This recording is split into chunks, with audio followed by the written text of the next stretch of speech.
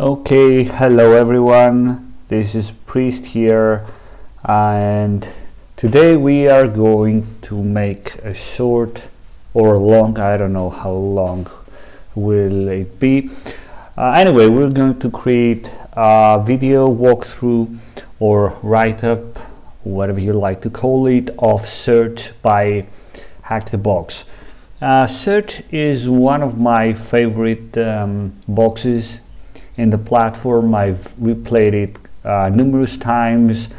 I had rooted it when it was released, and I can say that it was, if not my first, one of my very first Active Directory boxes, hard boxes that I rooted, and you know, it was really beneficial for me because it showed me the roadmap to hacking Active Directory environments. So I always like to play it from time to time to sharpen my Active Directory exploitation skills, and most of all enumeration skills, because as we will see together, this box is all about Active Directory enumeration. So we're going to walk through this video together. We're going to explain quite a few things regarding the box. The video is kind of amateurish, so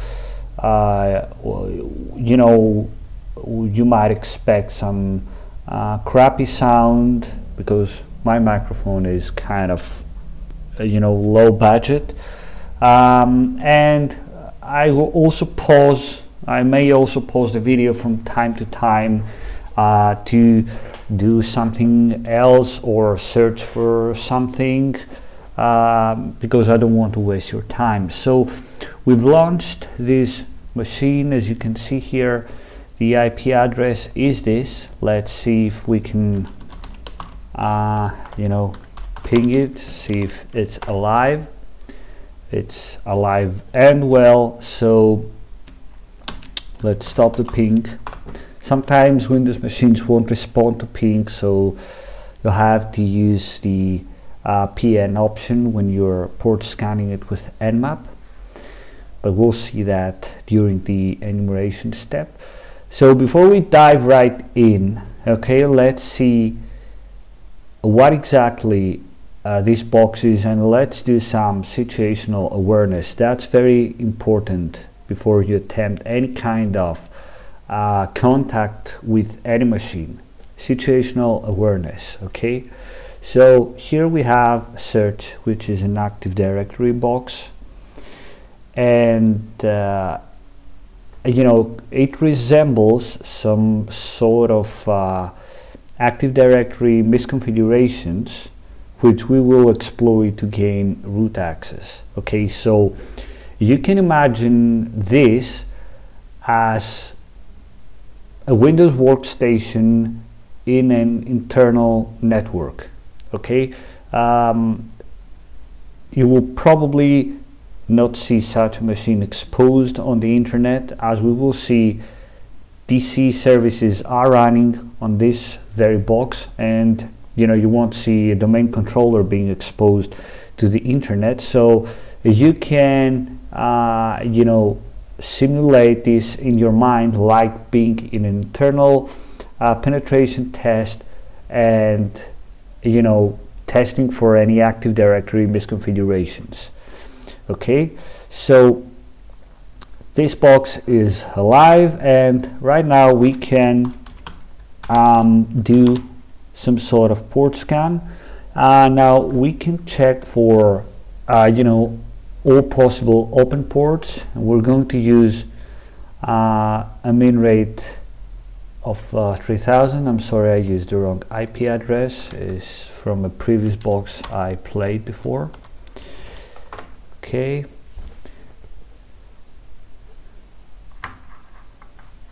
all right. So we can find quite a few ports open here,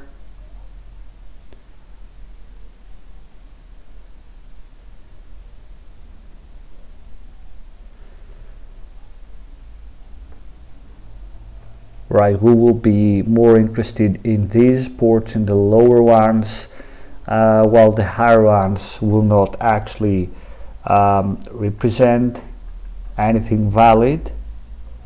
Okay, but it's always useful to check for possible open services on them. Okay, we're 46 done. So let's see what we already have here.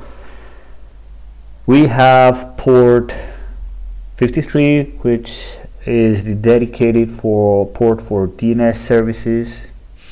We have port,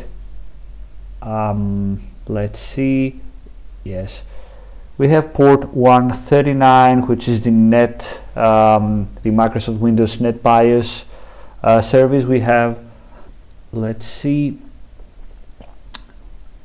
okay, we have port 389, which is the LDAP, you know, the lightweight directory authentication protocol. So we can be pretty sure that this box resembles a domain controller. Yes, we can confirm it here as well. Port 88, which is the Kerberos port. Okay, the Microsoft Kerberos service. So we're currently, you know, facing a domain controller or a box, you know, resembling a domain controller in an internal network. Okay, cool. So let's, all right, let's run.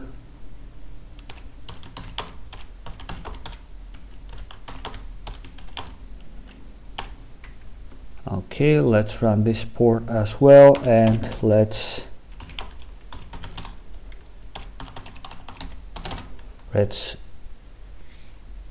place the output in that text file. Okay, cool.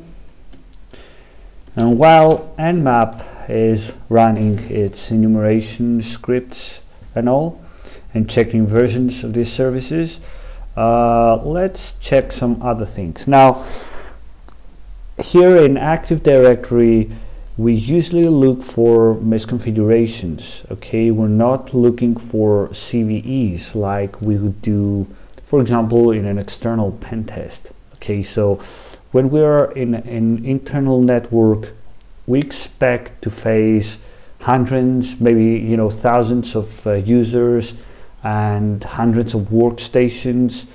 They're all connected with each other. That's the purpose of Active Directory, bringing users and workstations and services together so that users can easily access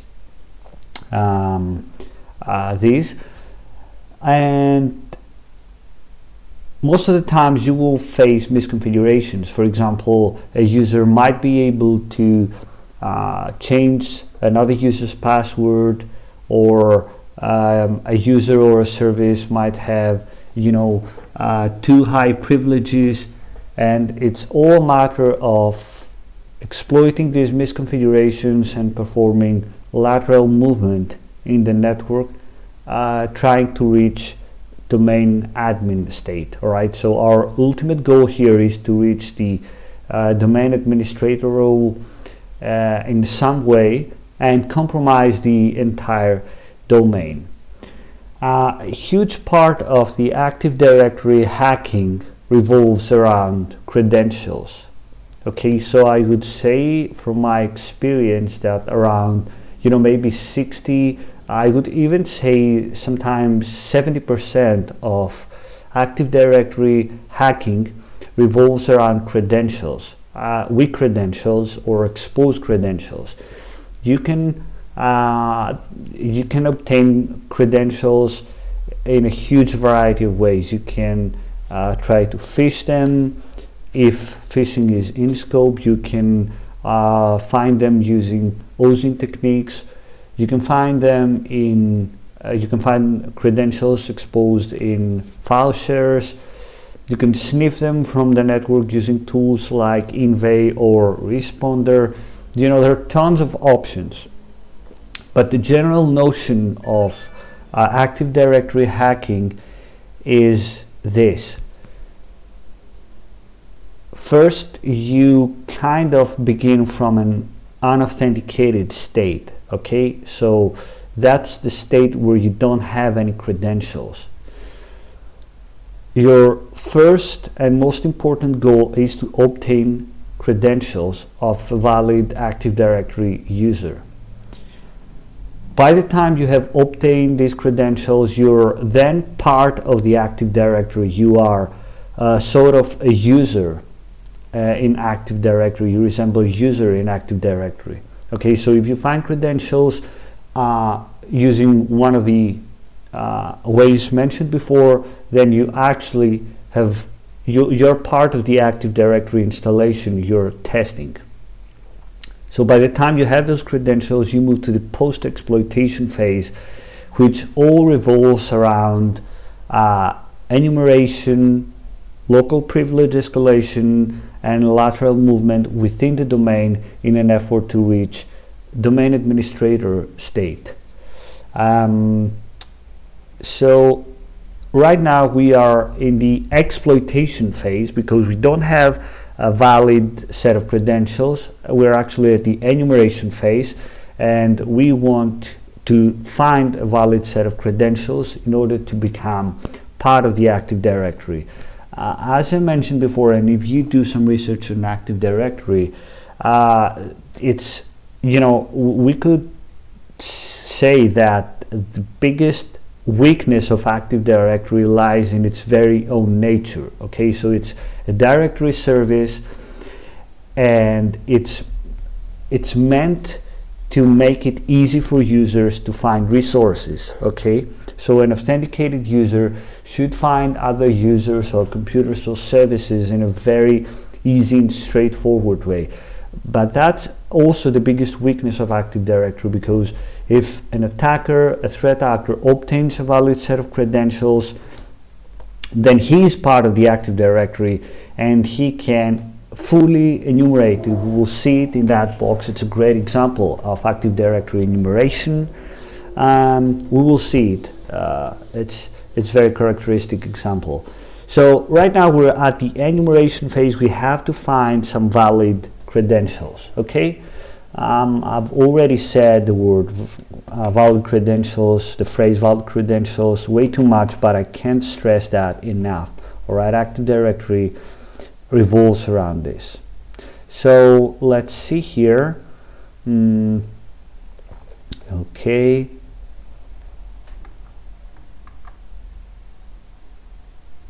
All right.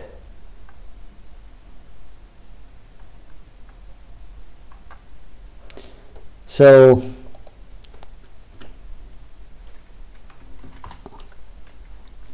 all right, so let's check for some things first. We're going to use the enu for Linux tool. It's a great script that enumerates SMB shares and tries to find Active Directory relevant information. All right, we can see that some things were found here. For example, we can see that we have the search HTTP domain. All right, we are at this domain, and the fully qualified domain name, or FQDN, is of this machine is this research.search.htb. Okay. Right, so we can also see that LDAP is accessible, SMB is also accessible, or we can see the long domain name here. We can find the SID of our domain, which is important for, you know, later stages of exploitation. Maybe we can also find some useful operating system information. Okay, so we can see the build here. That would be good if we wanted to look for outdated you know, operating system versions for some well-known exploits. We could also enumerate if it was possible, you know, shares and users and groups, but at this time we're not allowed to do that because we're not you know, we're not authenticated. All right, in some cases unauthenticated users can enumerate users and groups in the domain as well as shares here. Okay, so let's also try to, you know, see if we can perhaps, all right, we cannot enumerate it. Let's check with this as well.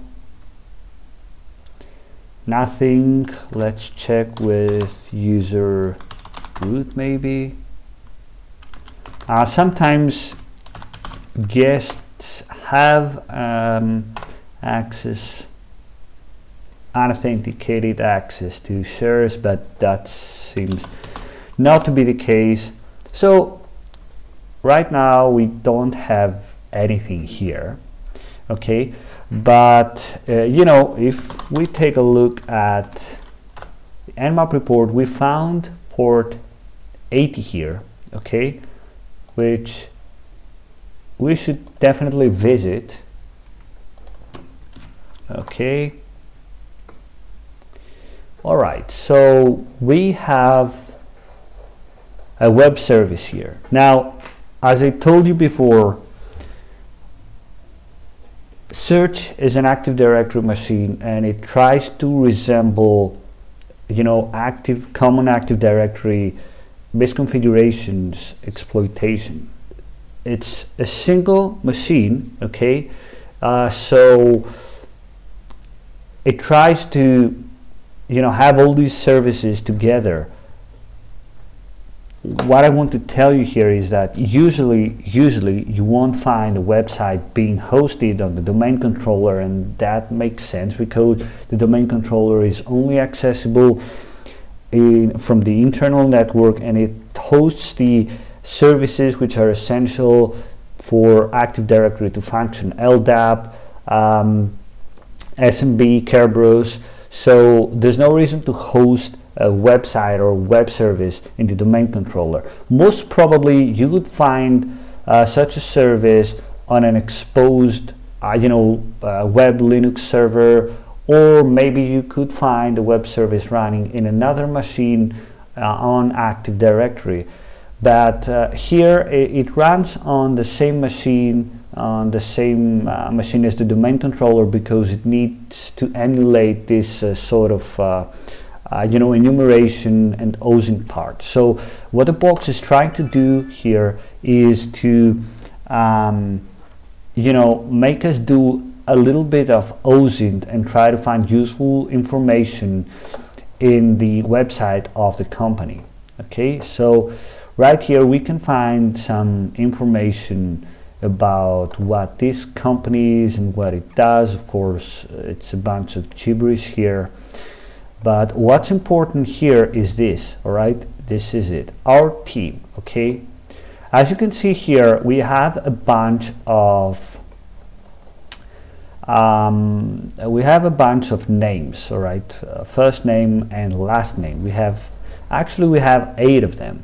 Okay, so this is very important. As I told you before, in order to become part of the Active Directory installation and fully enumerate it and exploit it, we need to obtain a valid set of credentials. So here we can find some names which we can use to form possible usernames. Okay, credentials consist, of course, of 2 parts: a username and a password. Here we have some names, and our job here is to try and use those names, okay, in order to, all right, I'm going to do it manually, but we can of course use a Python script, which is highly recommended if there are, you know, hundreds, dozens of employees. You can't do it manually, of course, but here we are going to do it manually. Okay, so right here, what we are going to do is take those usernames and try to, I'm sorry, this is Ben Thompson, we didn't copy this right, sorry Ben, alright, Chris Stewart, cool. Alright, I'm going to save it as employees.lst, right? The file extension does not actually matter a lot in Linux. Okay, so let's check. All right, so we have those names, full names, okay, of the employees. Now, Active Directory usually deploys a naming convention. For example, it can be k.lions or k-lions. The first letter can be minor or a capital. You can have nothing between here. You can have a slash, you can have a dot, you can have multiple things. So we actually don't know the naming convention here. We could find the naming convention if we had an email here. Okay, so if those users had an email here, and that's very common to find. For example, you could see a link here for the user's email, which could be k.lions at search.htb. Then we could, with high probability, we could figure out the naming convention of Active Directory. But here, since we don't have, we have to utilize a little Python script, a well-known tool, in order to create possible usernames and see if any of them are valid. Okay, so we are going to use the well-known tool NameMash, okay, here, and all right, we can see the usage here. It needs a file named names.txt. Okay, so I'm going to rename it to names.txt, and then names.txt, and I'm going to redirect the output to possible usernames.lst. Okay, so if we open the possible usernames LST, we can see that we have a bunch of possible usernames. For each user, we use we have tried all the possible usernames. All right, so you can see here for who is that user? Simon Dave Simpson. Okay, we have D Simpson, we have Simpson D, and all the possible combinations. Okay, so right now we need to find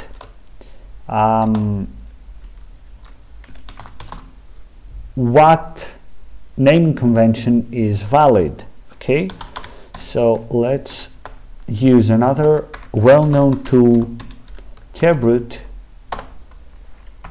for that reason. Now, Kerbrute is one of my favorite tools for Active Directory hacking. It comes in a Linux and in a Windows flavor. It's really fantastic, and you can actually use it for a bunch of jobs, as we will see right now. And the only downfall is that you cannot use it with proxy chains. So if you have pivoted from the external network to the internal network, you either have to upload an executable binary of Kerbrute to a Windows machine and run it from there, or you have to use another tool. But without further ado, let's so Kerbrute, you can see we have the brute force mode, we have brute user, we have password spray, user enumeration. Okay, so let's use Kerbrute user enum. Let's use this capability. We can see the syntax here. Our domain is search.htb. Our DC is this one, and we are going to use the possible usernames.lst. Okay, let's run it, and we have 3 valid hits. Okay, apparently something must have gone wrong, because it should have found a different username here. Okay,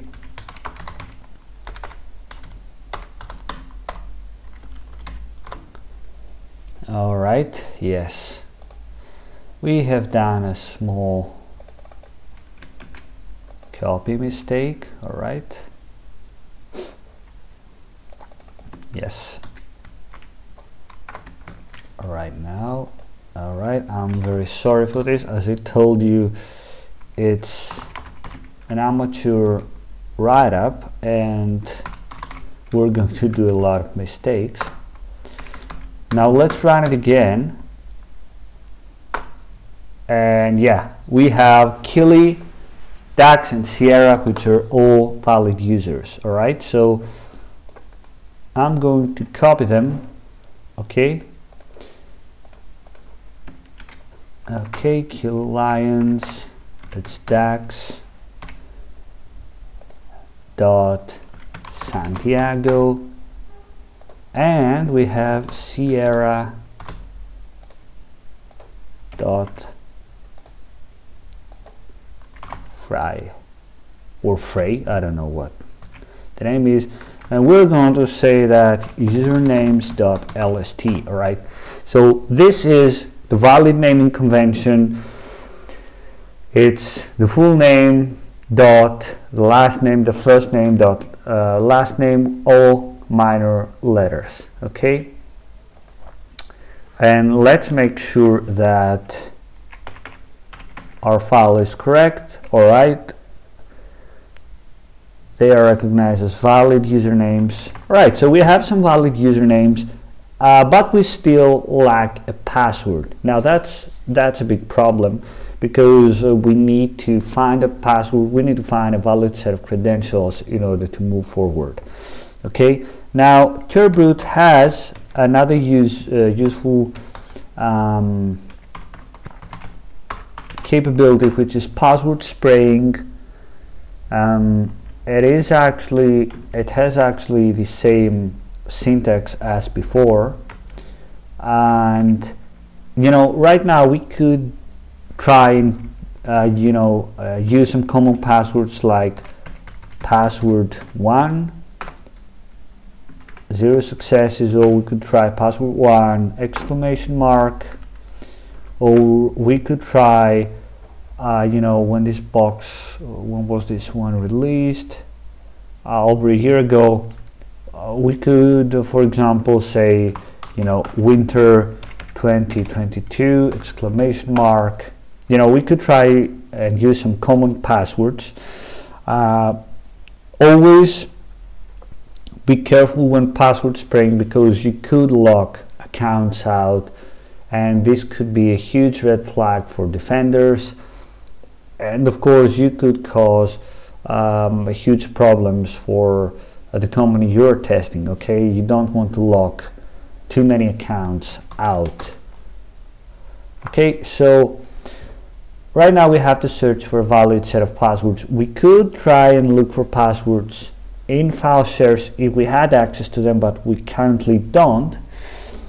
And that is the part of the box that I spent a lot of time to. That's the part that was, I found too guessy and I didn't like, and I'll show you why. It's still part of the OSINT element of this box, but it's not that realistic. So here we can see various images. If we check this, it seems to have something written here, and if we enlarge it, we can see send password to Hope Sharp. All right, isolation is key. So we could, you know, add Hope Sharp here in our usernames list,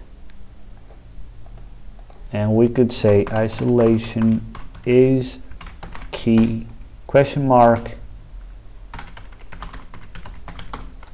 here, and we could probably, you know, try and password spray it. All right.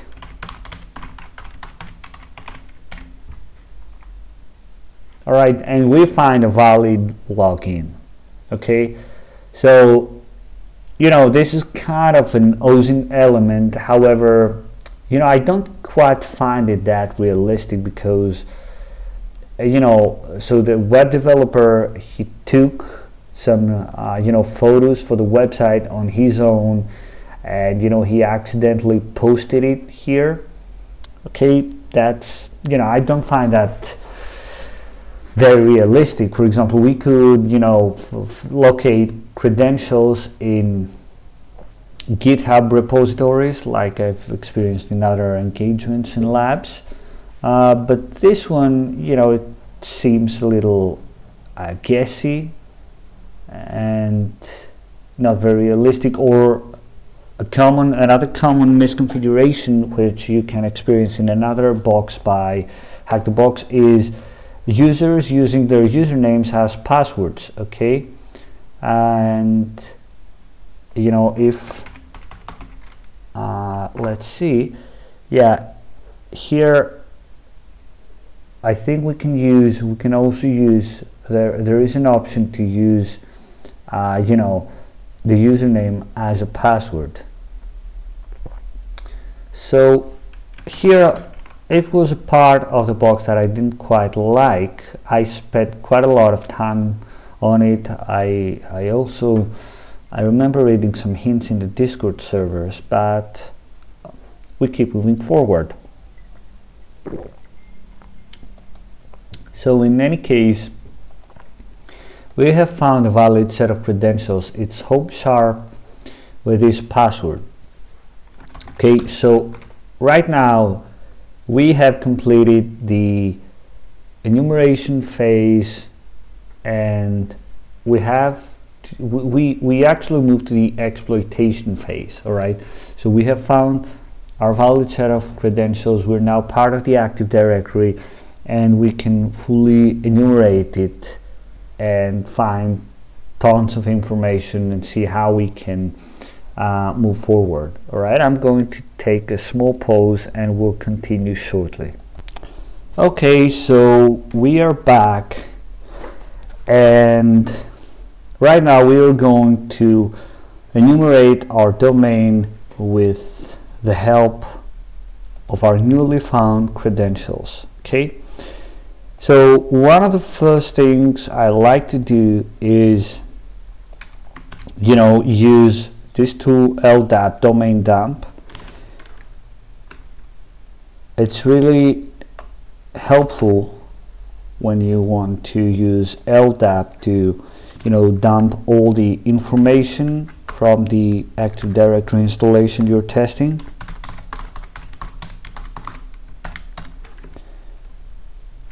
And we are going to use Hope Sharp and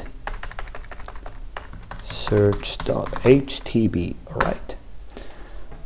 all right, we can say that it is finished, and it's pretty quick as well. All right, so we have the LDAP domain dump directory, and if we move here to our folder, I'm sorry for all this mess here. Okay, absolute. All right, here we go. So let's check this one. All right, so it is done pretty much everything on Active Directory for us. All right, we can see we have you know, around 100 workstations here, and we have a bunch of other computers, probably, you know, servers.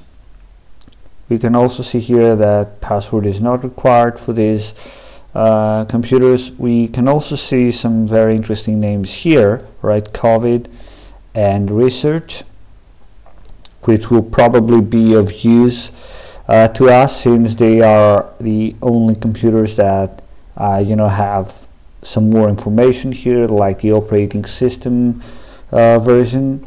But we can also see the domain users right here. All right, we can see a bunch of users. Okay, we can also see the description field, which is very useful because many times you will find passwords forgotten here. Okay, we can see that Edgar Jacobs is a help desk user. This might be helpful because they might be able to, you know, reset passwords. ITsec users are also interesting because they might have elevated privileges, or they might be able to run specific tools. Okay, so we should probably keep an eye out for them. This also looks interesting, the web service. It's a temporary account created by help desk. It may have been created temporarily for specific you know, operations, and there's a pretty good chance it might have high privileges and it might not have been disabled or deleted. So we could probably, you know, exploit it to elevate our privileges in the domain. We can also see something else interesting here. We have different cities. Okay, we have Birmingham, Manchester, Glasgow, London. And you know, this is why I really like this box, because it actually resembles a realistic Active Directory installation, okay, with multiple locations, multiple offices, departments, etc. So we have used LDAP domain dump, but what's even cooler than this is to, you know, have an actual visual representation of this whole Active Directory installation. And for that, I'm going to use another tool which is called Bloodhound Python. You must have heard of Bloodhound. It's a nice tool that uses graph theory to visualize the Active Directory installation and you know, visualize possible attack paths and misconfigurations. And most people know that Bloodhound uses an ingester, the Sharphound, in order to collect all this data. So most people guess that, you know, you must have access to a Windows machine in order to run Sharphound to collect the data, but there's a nifty tool called Bloodhound Python, which can be run by your attack box, and it can actually collect data from the Active Directory installation. Now the syntax is like this, and if we run it, okay, you can see that it connects to LDAP server. All right, all the information in Bloodhound is collected using LDAP queries. Okay, we can see that it has found, you know, quite many users. It throws some you know, sort of errors. It cannot enumerate some machines, but it has produced a very nice file for us, and right now we are going to need to use Bloodhound. Alright, we're going to start Neo4j because Bloodhound runs in there. Alright, we can log in, and all we have to do right now is, you know, upload our data here with the drag and drop. It is going to unzip the file, upload it.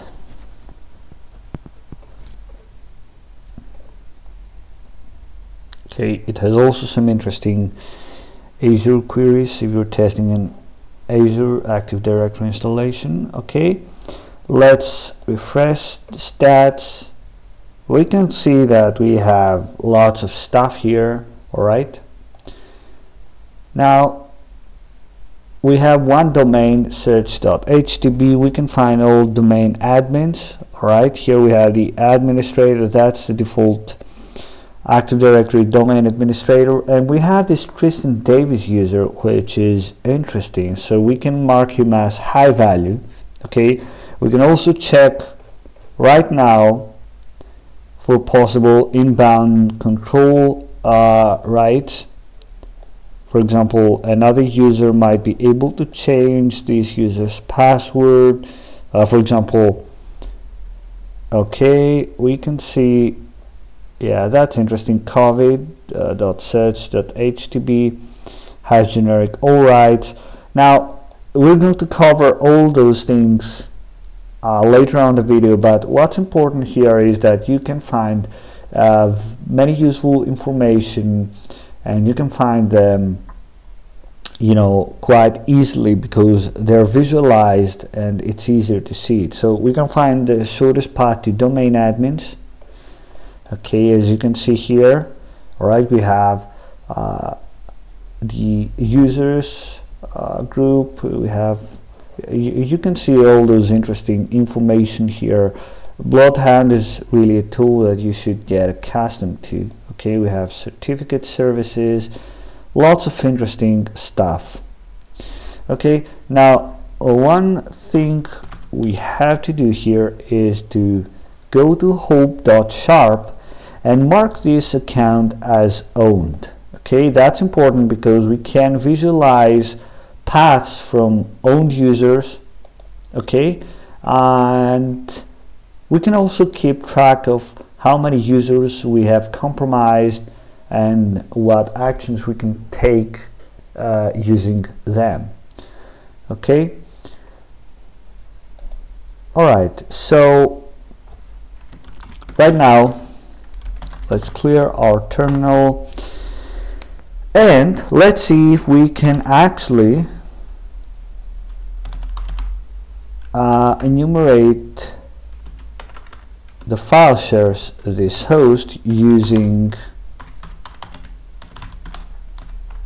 the account that we have compromised. Okay, we need to define the domain as well, search.htb sharp. I'm sorry. Yeah, here we go. Isolation is key. Okay, now we have quite a few interesting shares here. Okay, we can use SNB map to,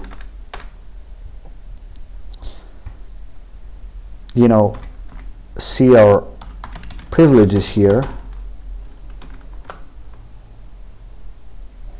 Okay, see, we have read or write privileges, which could be interesting. Okay, so there is an interesting file share here, cert enroll. This one could also be interesting. Help desk, it might have, you know, scripts in here with hard-coded credentials.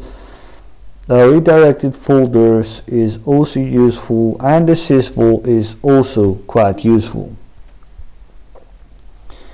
Okay, now this part of the box requires quite a lot of you know, enumeration, and let's see. Okay, let's connect to the redirected folders.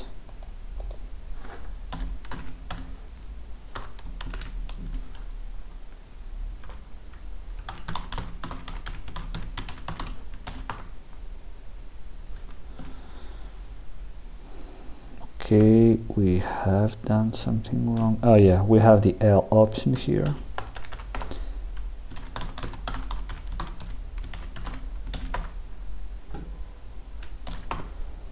Okay, so here that's a very interesting finding. Okay, so it seems like the home folders of the users are exposed in this share.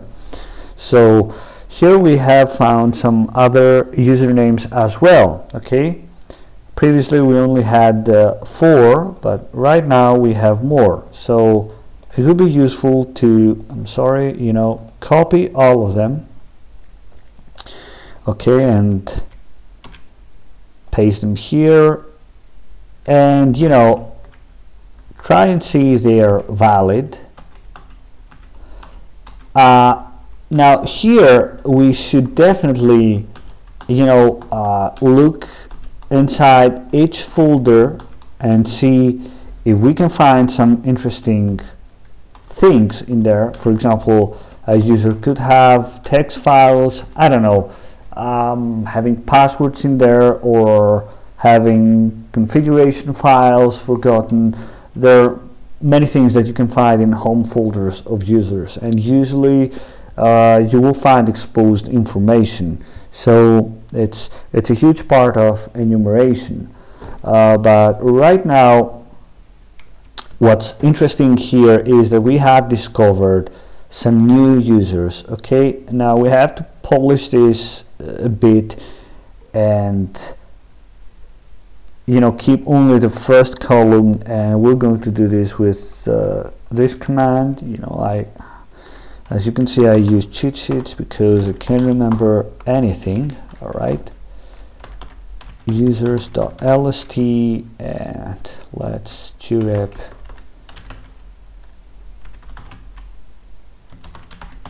okay.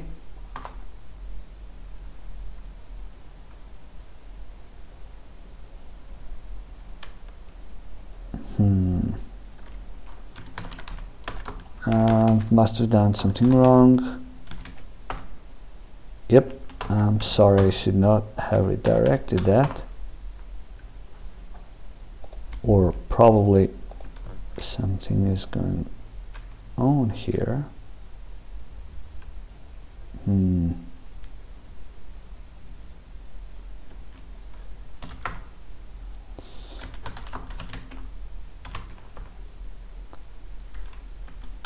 Okay, let me check my syntax.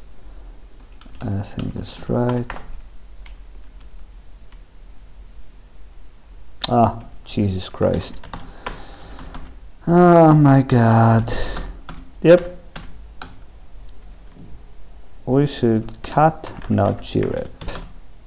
Fantastic. So here we have the users. All right, let's delete the usernames and let's rename the users to usernames.lst. all right, it's always good to keep all usernames and found passwords in exactly one file, because you will do password spraying multiple times throughout Active Directory testing. So always make sure you keep usernames and passwords in 2 separate files. Okay, you can use crackmap exec for that reason as well. So right now let's check if they are all valid usernames, and let's do user enum. All right, usernames.lst, and yeah, they're all valid usernames. There are 23 entries and all 23 are valid. So we have gained something. All right, we know that some more users are available right now, but we don't have passwords for them. Now let's check the cert enroll share.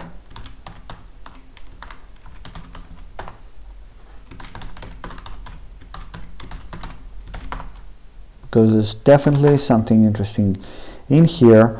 Now we can see this nice thing here, research.search.htb. This is a certificate, and if we download it,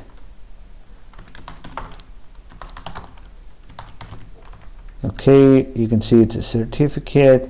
Now what we can do here is go to our settings, use certificates, and we can import that. Alright, it's already installed because I had previously replayed the box, but okay, if you install the certificate, then you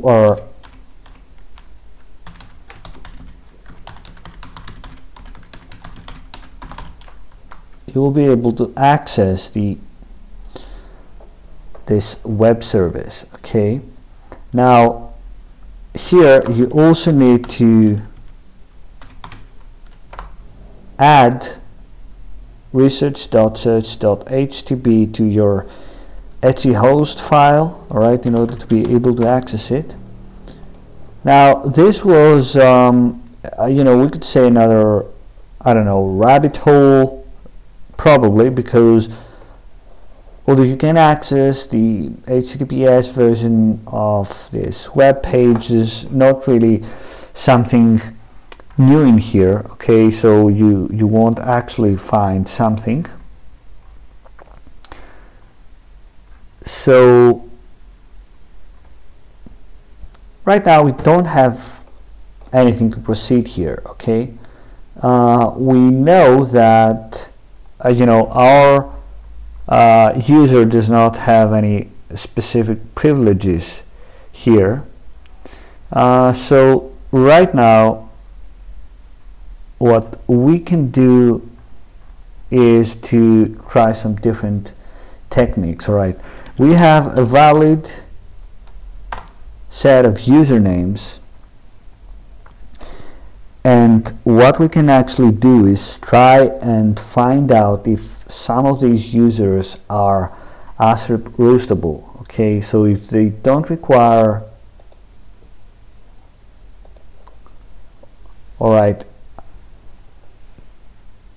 we can use the in-package suite for this. We have a valid list of usernames, so I'm going to paste that here. Okay, let's paste our IP address here.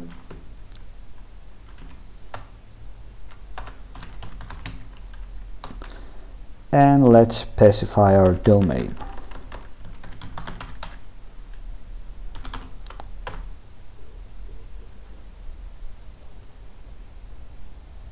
Alright, so right now this attempt does not yield any fruits, but in a different case, if someone had don't require preload set, we could capture his hash and try his or her hash and try to you know, crack it. Okay, I'm sorry for pausing, but you know, my cat keeps jumping on the table and I'm afraid she's going to break something. So ASRIP roasting did not have success. Now another interesting thing that we can try is curb roasting. Okay, so right here, in order to launch curb roasting, we need a valid set of credentials. Well, in ASRIP roasting, as you saw before, we did not. So let's check if we can find some curb roastable accounts.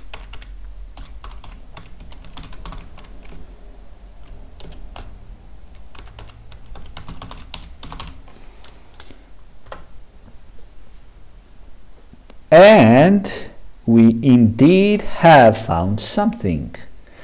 All right, so here we can request, you know, service tickets for SPN, registered SPNs, and if the password is weak, we can crack it. Okay, now if you remember, okay, I told you that this web service, all right, is interesting because it has a description of a temporary account created by help desk. Okay, so many times these accounts, these temporary accounts, have weak passwords because, you know, they're meant to be used for specific tasks and then they're meant to be deleted. But guess what? Many times the IT or the infrastructure administrators may forget to delete them, or they may decide to keep them for a bit longer. And you know, that might be the case here. And we have captured this hash, and let's see if we can crack it. All right, so I'm going to name this web svc dot ticket. Okay, let's see if we can crack it. All right, cool. And all right,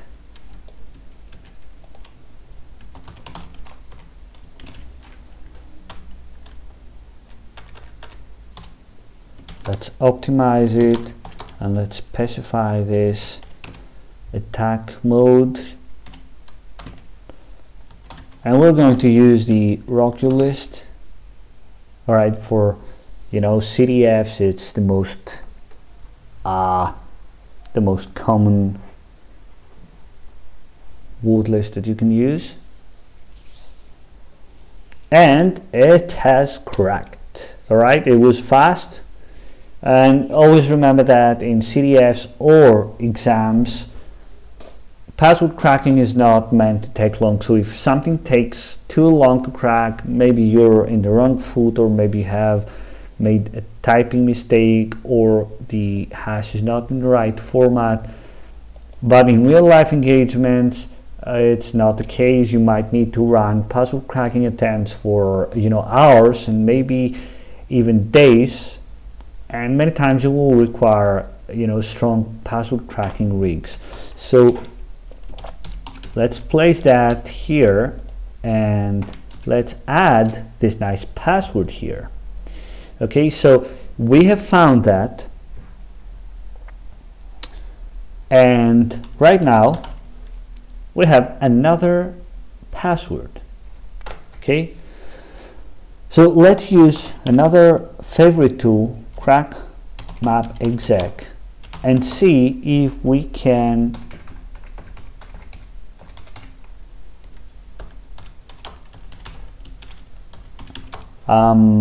find something interesting with this set of credentials. Okay, now Crack Map Exec is, I don't know, it's probably, yeah, I could dare to say that it's probably the most important tool when pen testing Active Directory. It's based on the in-package suite and it has tons of capabilities. All right, it's definitely worth exploring.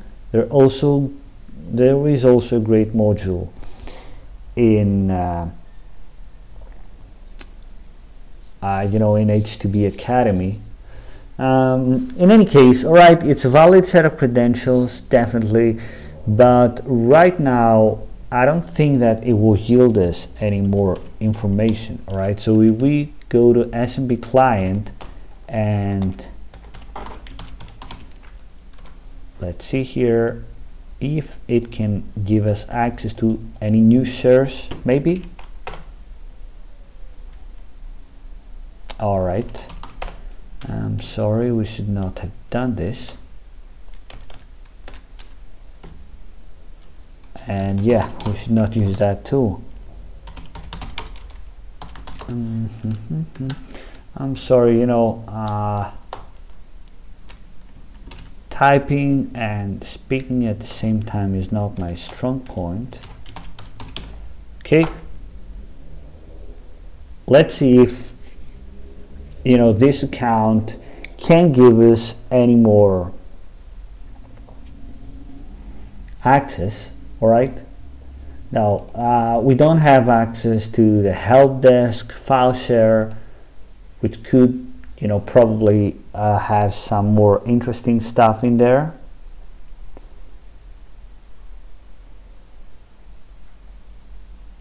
Okay.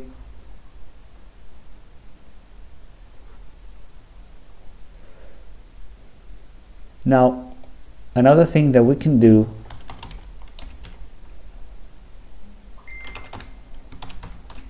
is, all right, we're going to mark it as owned as well. Let's see if we have any, outbound rights here. I'm sorry, we had to go to node info. All right, we could probably find something interesting here. For example, this service could, change the user's password, or create backups of the system, or have generic or generic write access to some other Active Directory objects. But unfortunately, that's not the case here. Okay, does not seem to be member of any interesting group, and I think that we're kind of hold it here.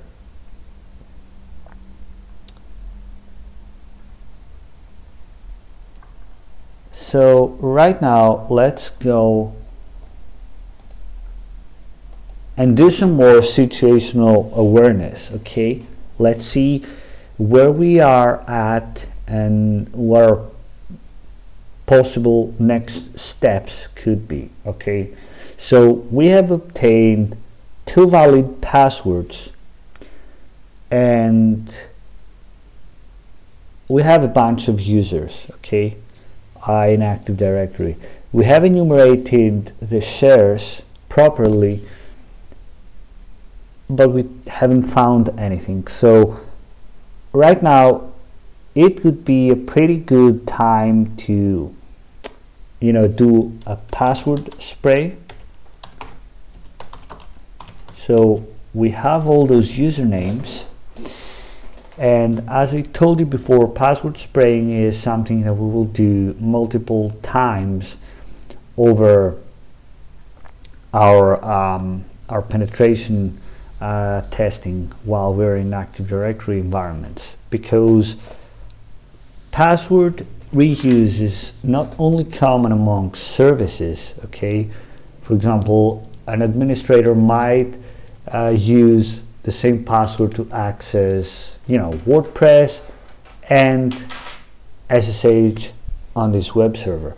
Password reuse is something that happens frequently in account. So if a single person has access, let's say, to his Active Directory account and a web service in Active Directory, a service account in Active Directory, then he might use the exact same password for both of these. So it's always good to do some password spraying when you find valid credentials. And if those credentials are, some of the commonly found passwords, like default passwords that are given to users when they join the company, or some common passwords like password1 or winter 2023, then this password might be actually used not by just one user, but by multiple users. So let's do some password spraying here, and let's use the newly found password. And here we are at a very pleasant position to find that we have Edgar.Jacobs, all right, who uses the same password as web.svc. Now, if we go here at our users and search for Edgar, okay, you can see that he is a help desk user. Okay, so he might as well have created that temporary account. Okay, and he might have used the same password. Okay, I'm just trying to explain the logic behind this whole process, because as I told you before, this box is very realistic in terms of Active Directory exploitation, and many times I mean, not many times, all the times, you need to have some kind of enterprise logic behind hacking. Okay, so when you're hacking, when you're trying to hack an organization, you have to think what each user and each department does. Okay, so the IT department might have some very interesting you know, privileges and rights, and many services accounts might be managed or might have been created by a help desk or IT account, so it's always possible that the same passwords are reused. So you have to have that kind of thinking that of course comes from experience as well. So right now we have another interesting finding that, all right, Edgar Jacobs also uses the same password. Now another great way to do this is by using crack-map exec. All right, so we're going to use SMB as our protocol.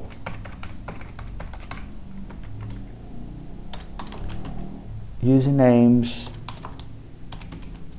passwords, we're going to say continue on success, because by default crack-map exec will stop, all right, when it finds the first successful login. It does it for the sake of not locking accounts out, and you know, in an effort to be stealthier. And we can also add this grep -f, because you know, this is the symbol that gets put next to valid accounts, and we don't want all the efforts to be printed in our screen. We want to have a more clean output. Okay, so while this runs, I also want to show you another way of finding keb-roastable accounts. We can go here to analysis, and we can find keb-roastable principals, select the domain, and as you can see, we can also find it here. Okay, so here we have found that web.svc is keb-roastable. It shows that KRB-TGT is also, but many times that's a false positive, right? We can find it here, but still we have to use you know, we have to use the in-packet suite in order to find the hash. Now, apart from using this tool, the in-packet suite, to get the ticket for the web.svc,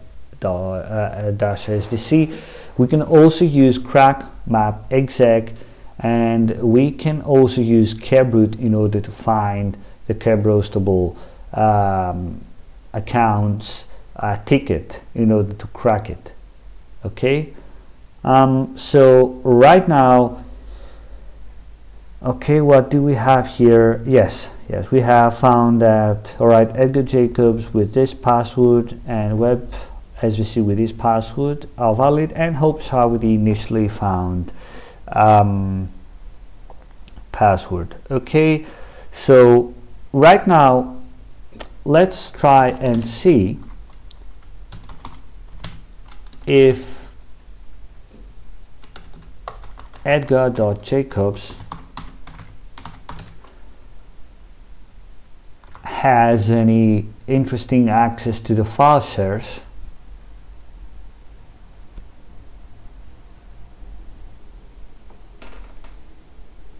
All right, that's interesting. He has access to the help desk, and we write to Zoom, so because obviously he's a help desk user. So let's try and access the help desk share right now.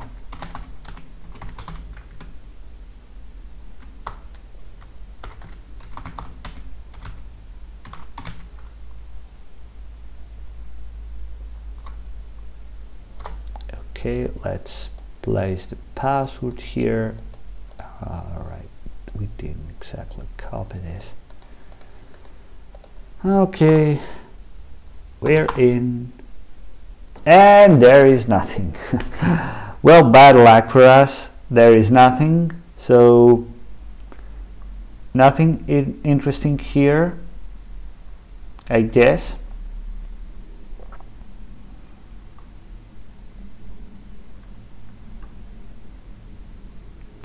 Okay, so we can exit here. We could go here to Bloodhound, also mark this user as owned, and also see if there are any interesting, outbound rights that he might have. Let's see. He is a member of the, the London help desk. Okay. But again, he does not seem to have any outbound object controls. We can also try and check for here, shortest path to domain admins from owned principals. That's another reason why we mark users, computers, and services as owned. I'm sorry, I did a mistake. All right, no data returned from query, so we don't actually have any path from all of our 3 owned users to the domain administrator. So bad luck for us, but still we had to think with an enterprise mindset, and we have to think logically. Now, as you remember, we have these redirected folders here, okay, which was a share pointing to the Active Directory users home folders, right? And it's interesting to see here if Edgar Jacobs has actually access to anything here. Okay, so let's list documents. All right, there might be something interesting here. Let's list the desktop. All right, there is something interesting here. There's an Office Excel file. Okay, so this is another huge thing that you have to remember when testing Active Directory installations. Okay, enumeration is an iterating process. So by the time you have compromised a user, the whole enumeration process starts from the beginning. All right, you should treat everything in Active Directory, for example, file shares, services, like discovering them for the first time, because many times these users have extra rights on those resources that other users might not have had before. So we can clearly see it now. If we had enumerated the Edgar Jacobs share, I'm sorry, home folder, and this share with Hope Sharp account, we would probably not have access if the Active Directory installation was configured right, or we would not see something. But right now we see this very interesting file which we can get.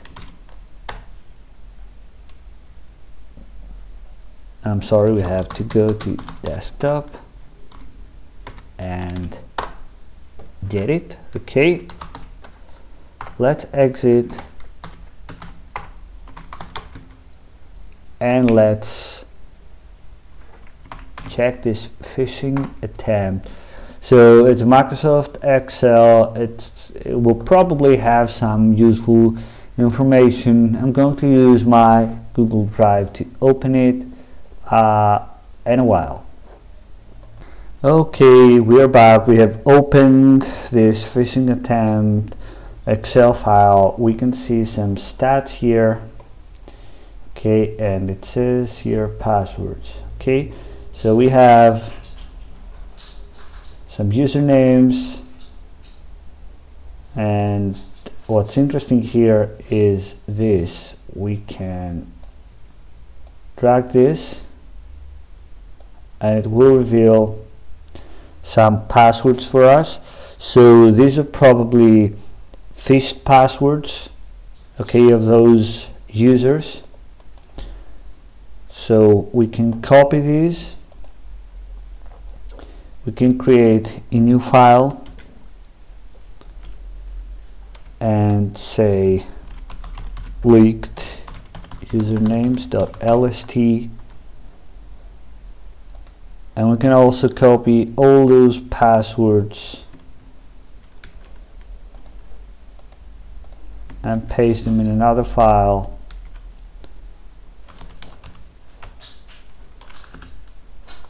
Okay, we're going to replace it with like passwords.lst.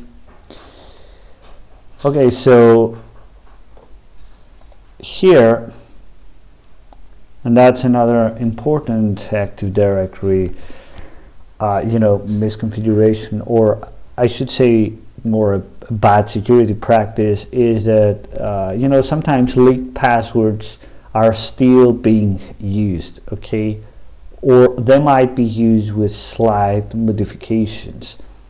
Many times users are not that security aware in order to understand the huge problems that weak or leaked credentials cause.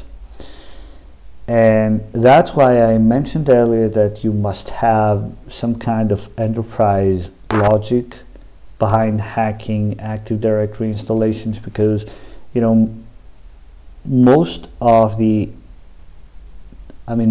majority of the users in Active Directory do not belong to the IT department, so they will be lazy in changing passwords or using strong passwords, or they might use password with strong seasonal elements. So you should really go for the low-hanging fruits, and Active Directory is all about credential hunting. So right now here, what we have to try and check is whether any of those passwords of those users are being still in use. We are going to use crackmap exec again, okay. Here, of course, we are going to change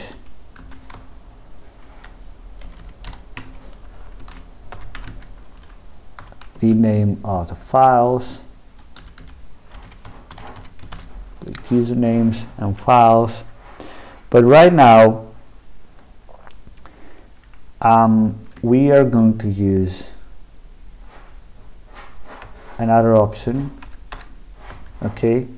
We're going to say no brute force, because we do not want crackmap exec to check each password with each username. We are trying just to figure out if any one of those users is still using his previous leaked password, okay. So let's see if we get a valid hit. Oh yeah, we have a plus. Fantastic.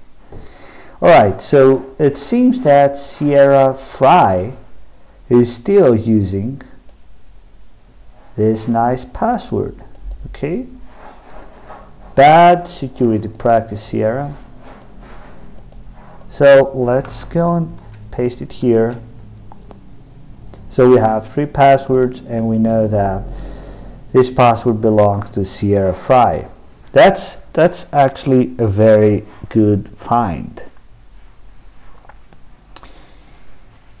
Okay, now we're going to repeat the previous step. As you remember, we kind of utilized the compromised Edgar Jacobs account in order to access his home folder and find this very interesting phishing attempt Excel file. So we should probably do the very same, but this time with our beloved Sierra Fry. Okay, and let's directly paste this.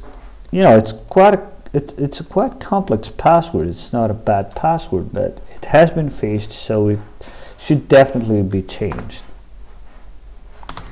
Okay, so let's go to Sierra's folder. Let's see what we have here. Oh, we have the user flag. Okay, so we can, you know, type the user flag and we're cool. But let's try and see if we have any more juicy information here.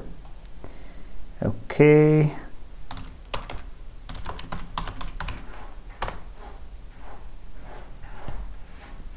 Nothing. Let's check downloads, who knows. Alright. Okay, we have a nice backups folder here. So let's go to downloads, backup, and see what's in here. That's interesting. Nice. So we have two more certificate files. So let's grab them and see how we can use them. Okay, let's exit. Let's clear our terminal.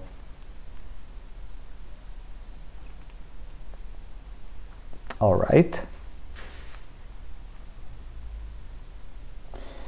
Now let's go here and let's try to import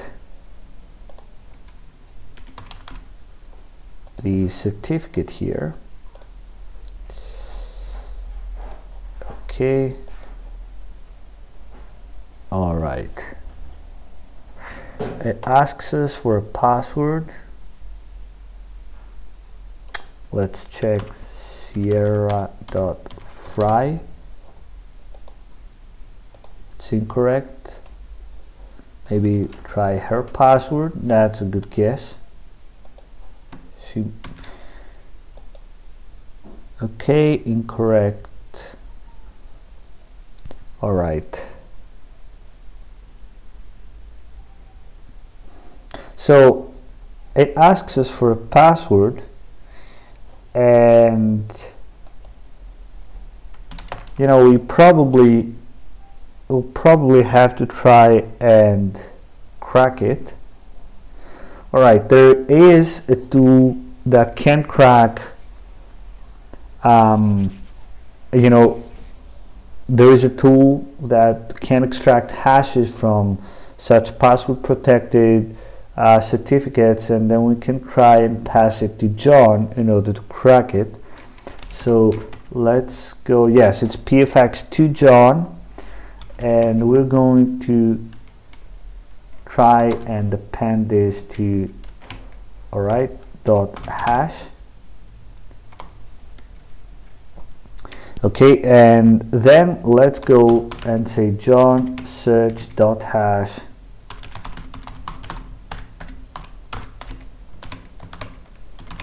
All right, let's see if it can crack this.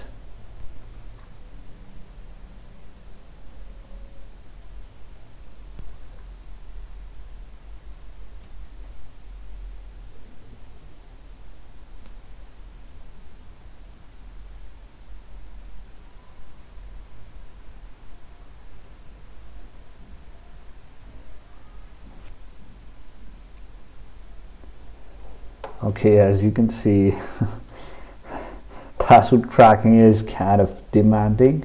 So I'm going to pause the video and see if anything comes back.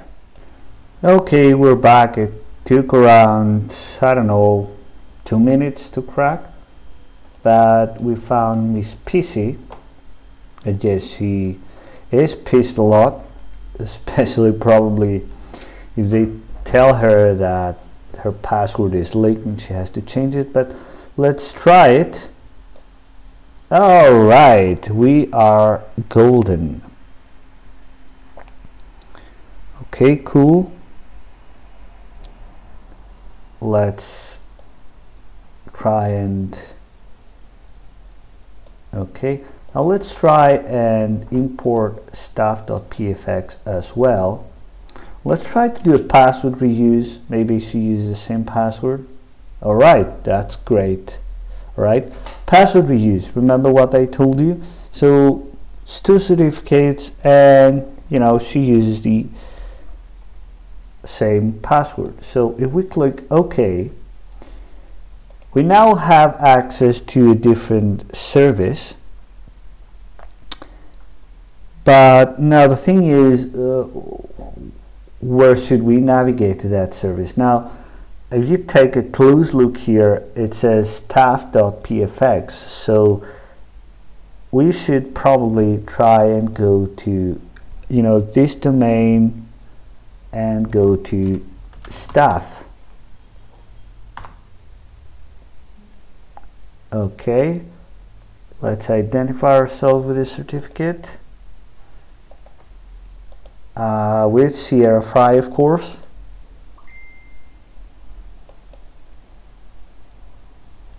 And let's see where it gets us.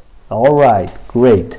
So this certificate was very important because it allowed us to have access to a Windows PowerShell web interface. Now, if you remember from our enumeration phase, this box did not have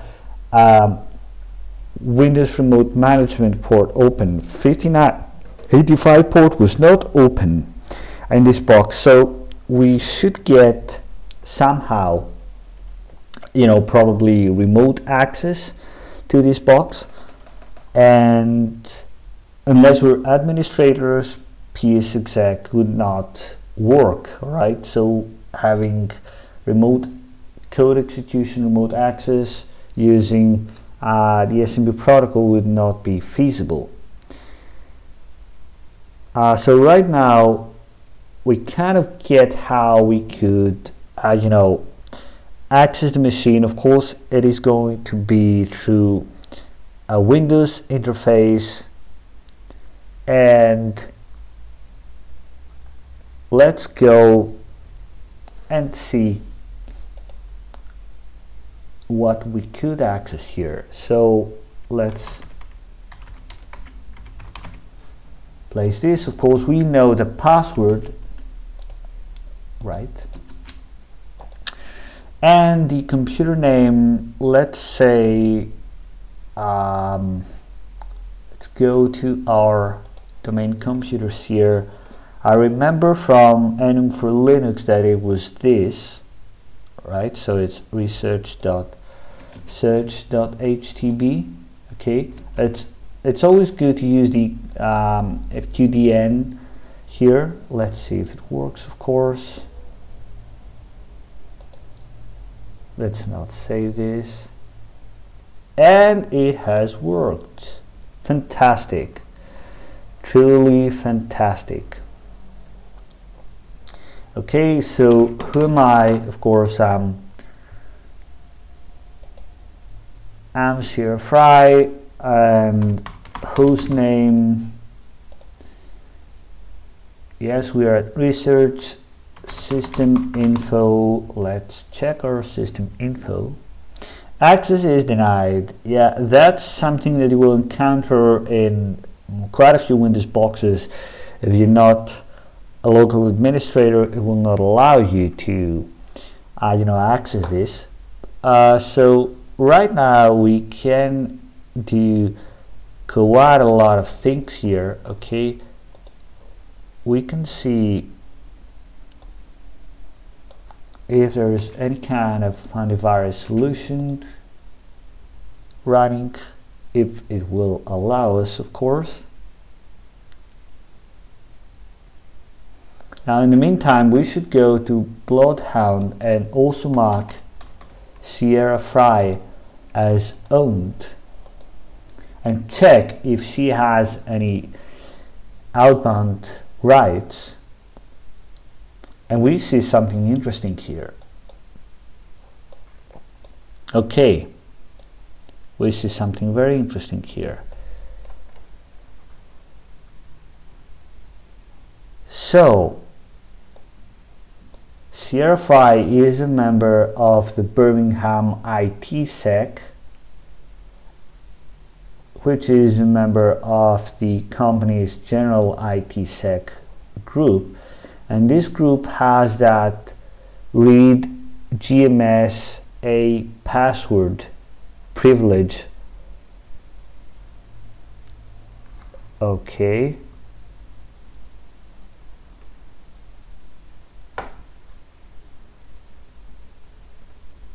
Now let's check this. So COVID.search.htb is a group managed service account. This group can retrieve the password for it. Okay, so COVID.search.htb is a service account.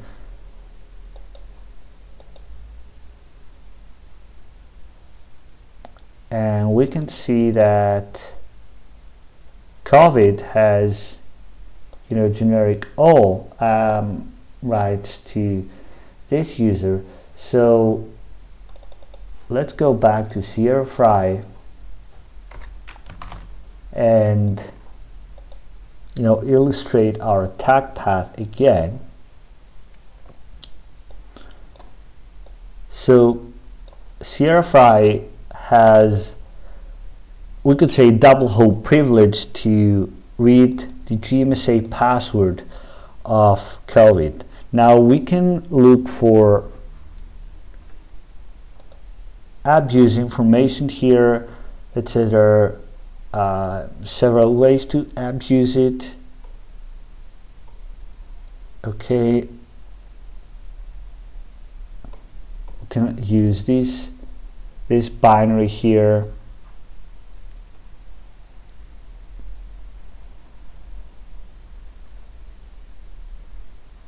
All right.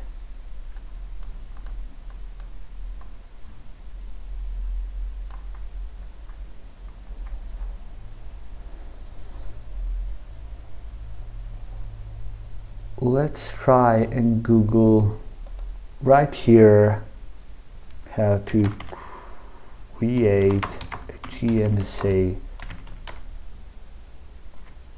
password.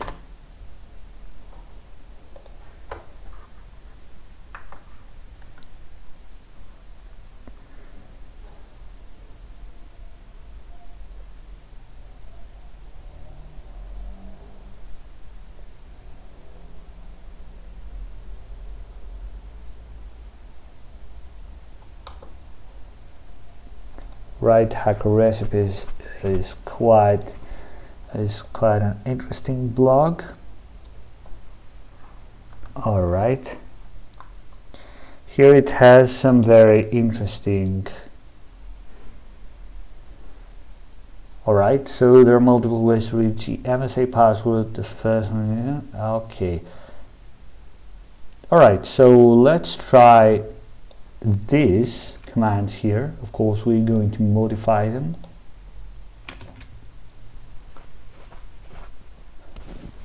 Okay, it's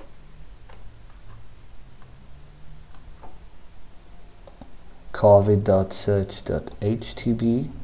Sorry, here.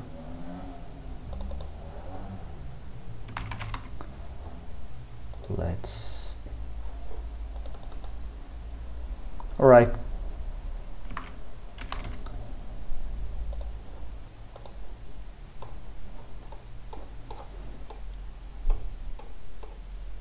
Okay. All right, cool. I think we're good here.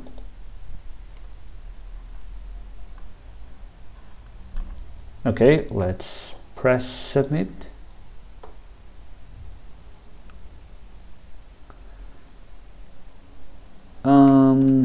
let's check again.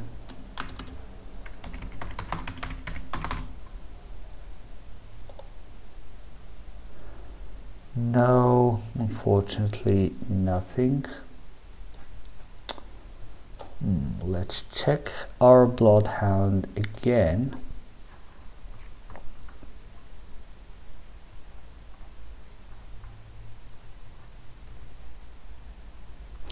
All right, maybe we should use a different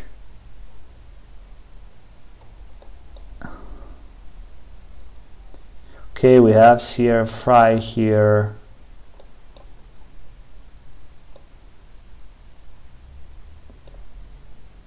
And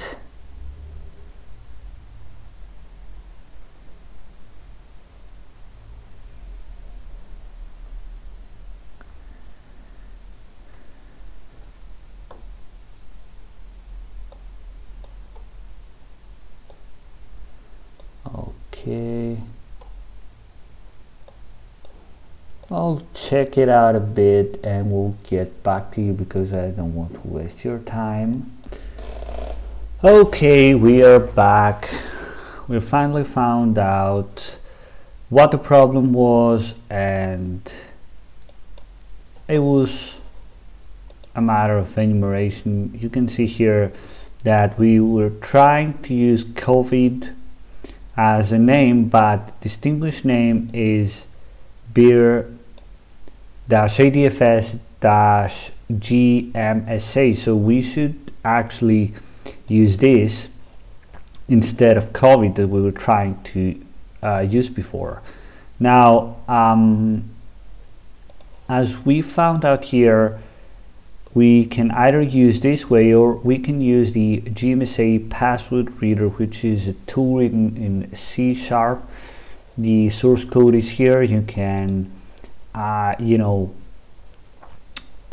this project, build it in Visual Studio, or you can use this fantastic repository by Exploitable, which has all these nice goodies pre-compiled, and you can use them directly. Of course, mind that antivirus flags all those goodies as malicious and will instantly delete them if it finds them.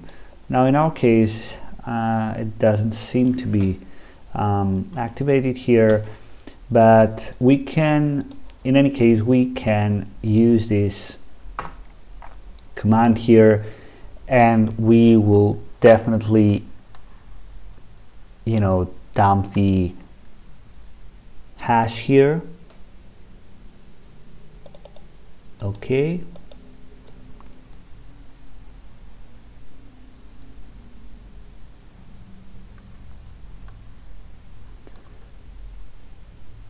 and we could also try and do it the other way.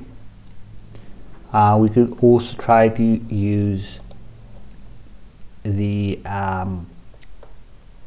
commands, but we would have to import the DS internals PowerShell module. I don't know if it's loaded on our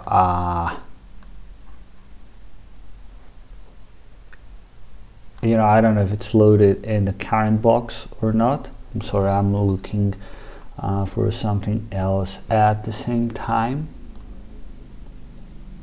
Okay, all right, just give me a moment and I'm going to get back to you right away.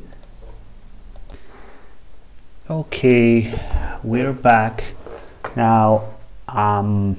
I remember that there was another tool that we could use to dump the GMSA password from our attack station. So that's what I wanted to check, and this is the one. Okay, cool. So if we go to GMSA dumper,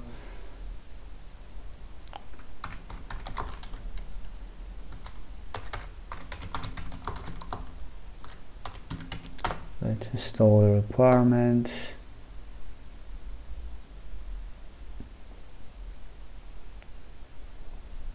Okay, cool. Let's see the syntax. All right, so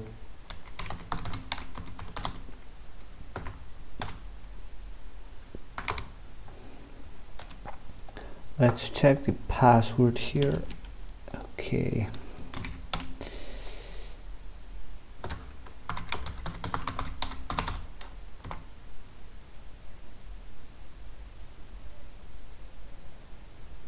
Alright, cool. So we can also use this tool in order to dump the GMSA password. Okay, and we see the hash here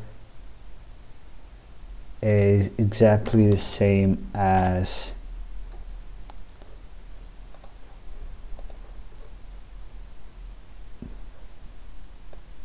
grabbing this one. Okay, so let's repeat that. Okay, cool, fantastic. All right, so we can verify that the hash is the same here. It's in capital. That's how it's parsed. Now, in any case, what we actually need to do now is actually run those commands here, okay, in order to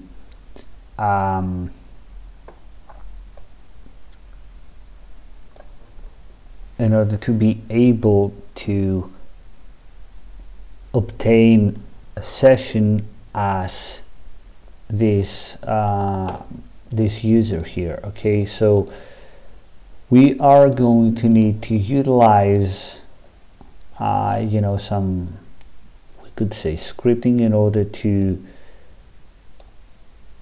launch commands as this account, and we saw why we want to do that, because right here this covey.search.htb has actually a very important privilege, which is the generic all to Tristan Davis. So here, all right, it's full control. We can change his password, and we will actually do this.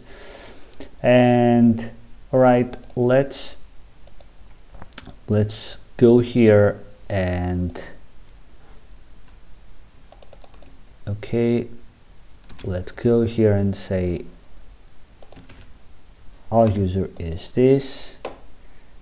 Let's copy all these things.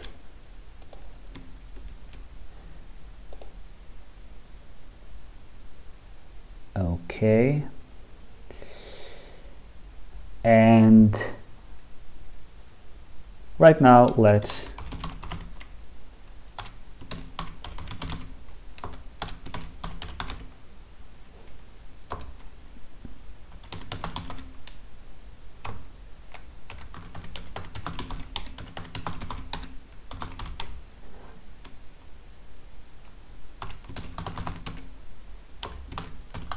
cred script block. Let's say, who am I, host name,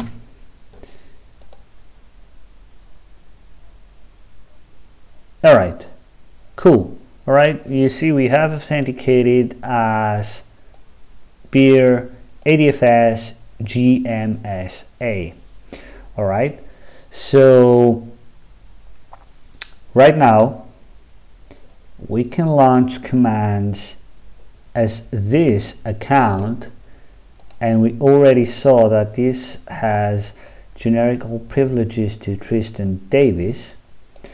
So what we can actually do is change this user's domain password, although this is not obsec wise, but we'll just do that to finish the box. Okay. All right, so that user, what this guy was, Tristan Davis, password 123, domain, okay. Alright, so it says that it has completed successfully. Let's try and see if it actually has. Okay, so let's use SMB client for one more time, but this time we'll use Tristan Davis, and we're going to use password 123. Right, let's list. Let's go to Tristan. No, Tristan. No, I'm afraid there is not. No, there's not Tristan Davis. Huh, strange. Okay, let's exit. And well, Tristan Davis. Right, let's also mark this as own. Tristan Davis is a domain administrator, so we're going to try to get a shell WMI exec, and we're going to search.htb Tristan Davis. I'm sorry, I should have put this here. Okay, password 123 at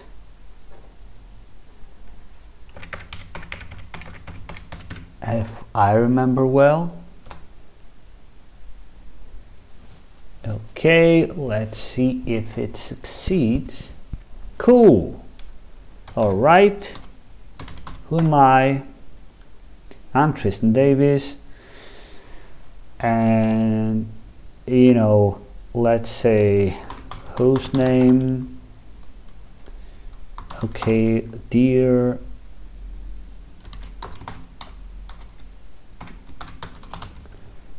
users,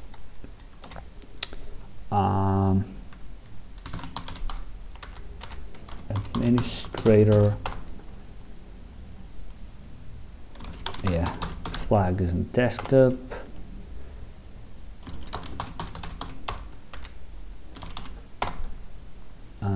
Yes. Okay. Cool. We have access to the desktop and we can read the root flag. What would also be more interesting though is to try and dump all the secrets, since we are a domain administrator. Okay, now we can dump only local hashes, we can dump only the domain users hashes, we can dump everything. It's a really nice tool. Okay, yeah, cache domain login information, and right now it will just dump all the hashes to us. Right now we are domain administrators. We can also we can also add our own domain admin.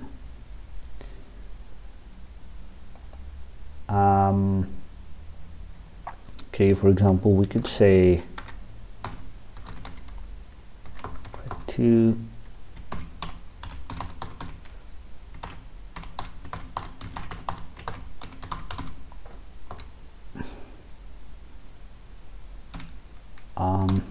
password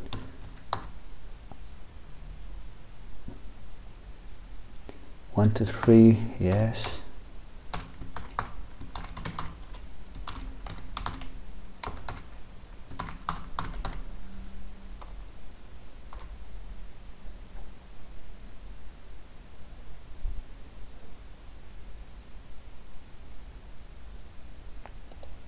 Okay, as you can see, it kind of dumps everything.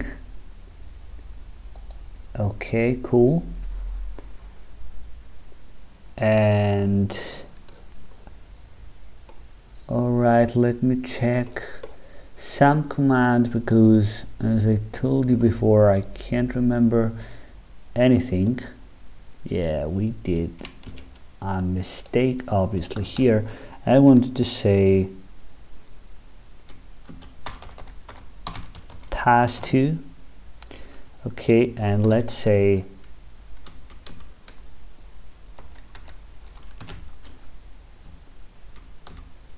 pass to and say Tristan Davis here, search.htb, and let's say cred2.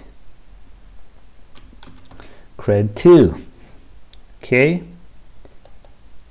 let's see.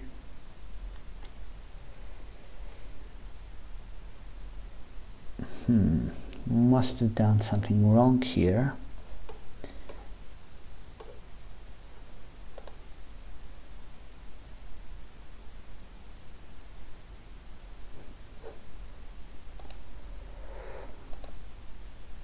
I'm sorry. Let's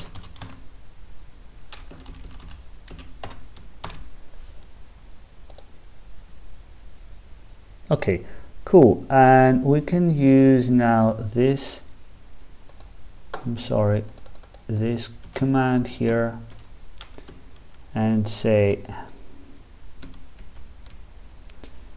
okay, Jesus. Okay, we can paste this command now. Okay, let's see. Yeah, with Tristan Davis, and now we can say that user pawner with let's say pawner 1 2 3. Okay, add domain. Okay, and now let's say at group domain admins pawner add. Okay, and now let's say net group domain admins. Okay, you can see that we have placed our own domain administrator user. This could be used for, you know, the so-called persistence, although it's kind of obvious if the blue team sees a newly created you know, domain administrator. Another option would be to create a golden ticket. Golden ticket persistence is you know, a great way to achieve domain admin persistence. And you know, by now I've fully compromised the domain. I just wanted to show you how we could, you know, add our own domain administrator as a persistence method. I think that this video has, you know, it's exceeded the hour I initially planned to devote. In any case, that was, you know, my first HackTheBox write-up. I've done some for Try Hack Me in the past. I wanted to thank you for bearing with me. I hope you have learned something. It was really helpful for me, explaining all these concepts and the methodology, because if you can't explain it, then you probably understood it quite well. I don't know if I've provided any value with this write-up, or if I have confused you. Overall, search was a great box. As I told you in the beginning of this video, it's one of my favorites because it actually does not involve any super hard Active Directory exploitation techniques, but the whole thing evolves around enumeration and repeating the hacking process all over again. And remember that each time you compromise a user in Active Directory, you have to go through the whole enumeration phase again.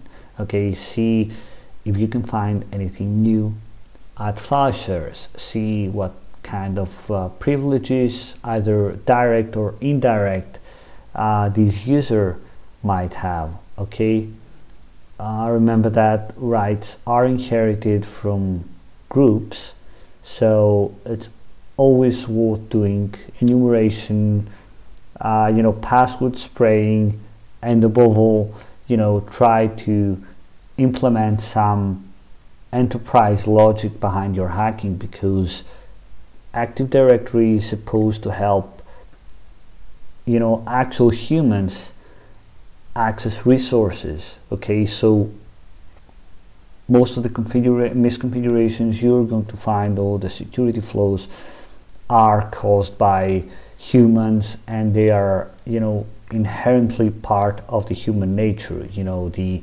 tendency to use weak passwords or reuse leaked passwords, or use the same password for multiple accounts or multiple services.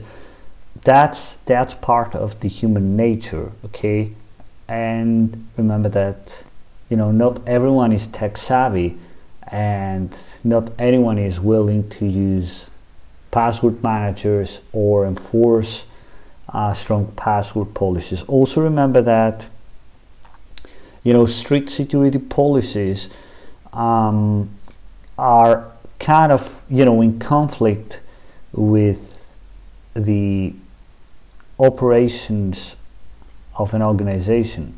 So if you implement way too frequent password changes, then you will probably have, I don't know, dozens of reset password tickets every day and complaints that employees cannot work.